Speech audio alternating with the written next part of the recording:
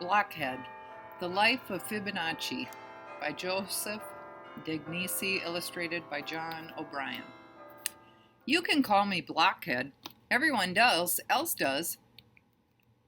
One day when I was just a boy, Maestro wrote out a math problem and gave us 10 minutes to solve it. I solved it in 2 seconds. That's the way I am with numbers. I have loved them since I was very little. Everywhere I looked in my parents' home, there was something to count. That day in class, the other students did their math on abacuses and wrote out their answers in Roman numerals. It was time-consuming, but that's how we did our math back then. As I waited for them to finish, I got bored. I counted 12 birds in a tree outside. How many legs did all those birds have? I wondered. How many eyes? How many wings? And if each bird sang for 2 seconds, one bird after another, how long would it take all of them to sing? These were such beautiful questions that I started daydreaming. "Leonardo!" cried Maestro. "How dare you daydream in my class?" "But sir," I said, "I was thinking." "Aha!" Maestro cried. "There's the trouble. There will be no thinking in this classroom, only working. You're nothing but an absent-minded, lazy dreamer, you blockhead." The other kids laughed. "Blockhead, blockhead," they cried. I was so sad I ran out of school and into the streets of Pisa. I let the noise of the city swallow me up. What a wonderful city it was. The year was 1178, and Pisa was one of the greatest cities in all of Italy.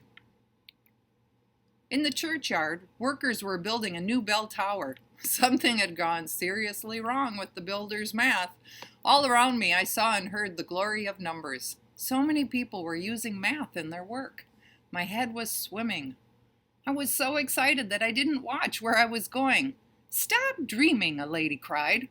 "What are you, a blockhead?" That night, my father was angry. "The whole city is talking," he yelled. "Everyone says my son is an idiot. They call you Blockhead. I can't believe that."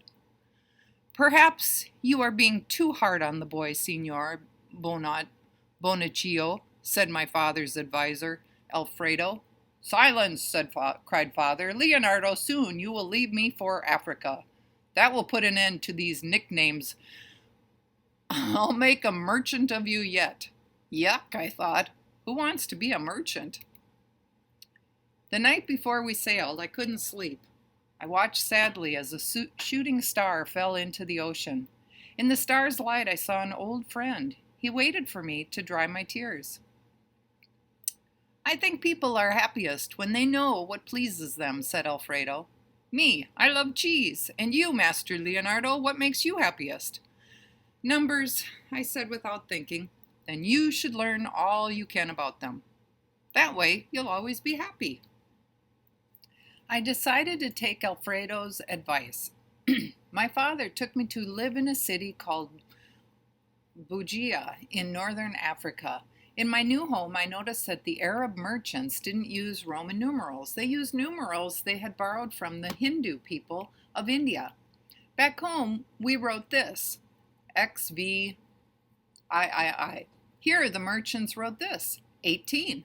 See how much easier it is? I wanted so much to learn these numerals. By day, I did my father's accounts. At night, Alfredo went with me as I learned the strange new numerals. When I got older, my father sometimes sent me on business trips. When I wasn't working, I sought out wise men in every city. In Egypt, I learned how the ancient pharaohs and their subjects had used fractions. I measured my way through Istanbul, Turkey, and Damascus, and Syria.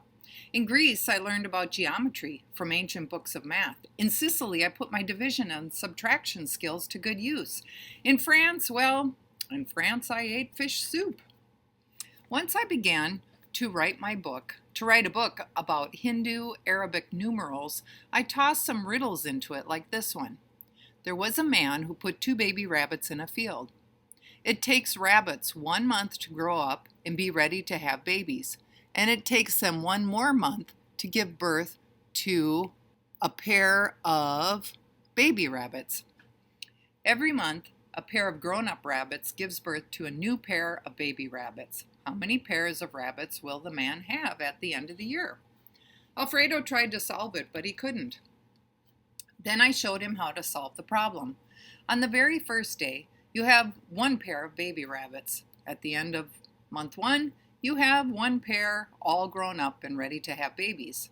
End of month 2, one grown-up pair, one baby pair. End of month 3, two grown-up pairs, one baby pair.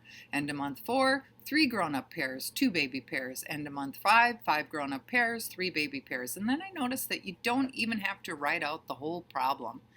If you add any two consecutive numbers in the pattern, you get the next number. So one pair plus one pair equals two pairs, one pair plus two pairs equals three pairs, two pairs plus three pairs equals five pairs. Here are the first few numbers of the pattern. 1, 1, 2, 3, 5, 8, 13, 21, 34, 55, 89, 144, 233, 377. If you don't watch out, you'll have 233 pairs of rabbits in a year, or 377 if you started with a grown-up pair. News of my work reached Frederick II, ruler of the Holy Roman Empire.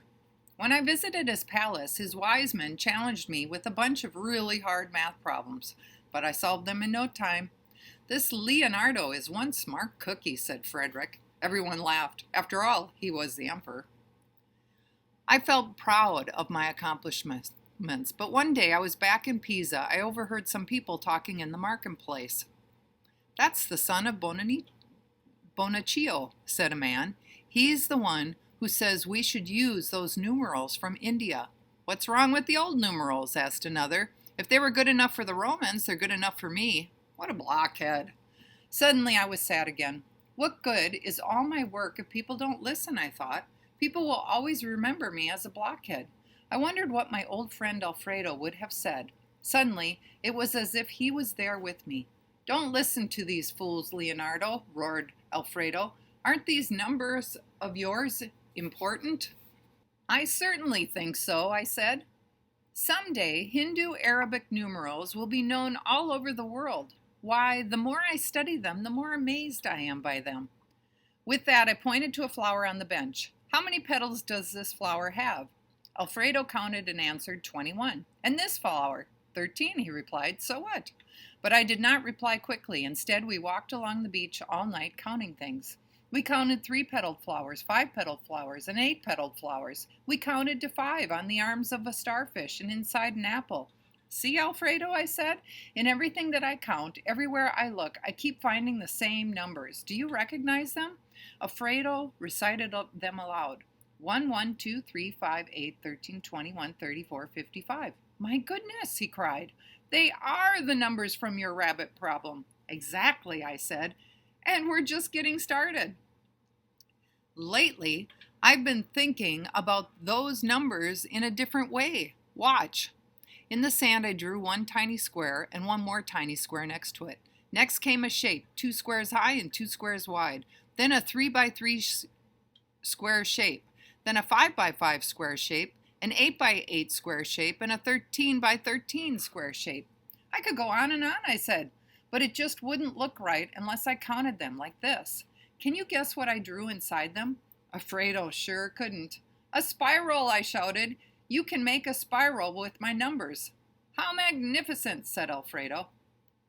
Yes, it is, I said, but I still don't understand why these numbers are so special.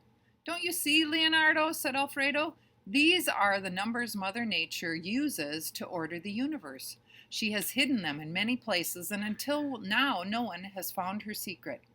Alfredo's words filled my heart with joy. All my life, people had called me blockhead because I daydreamed about numbers.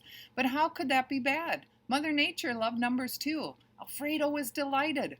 From the tiniest plant to the prettiest pine cone, from the tallest flowers to the wettest wave to the most wondrous far-off galaxy, all these are home to your numbers, Leonardo. I am old now, but numbers still make me happy. In all my years, I've never told anyone the secret I shared with Alfredo that night. But now I've told you. Look through this book again, and you will find my numbers just as they are in real life. Now you see why I don't mind being called blockhead after all.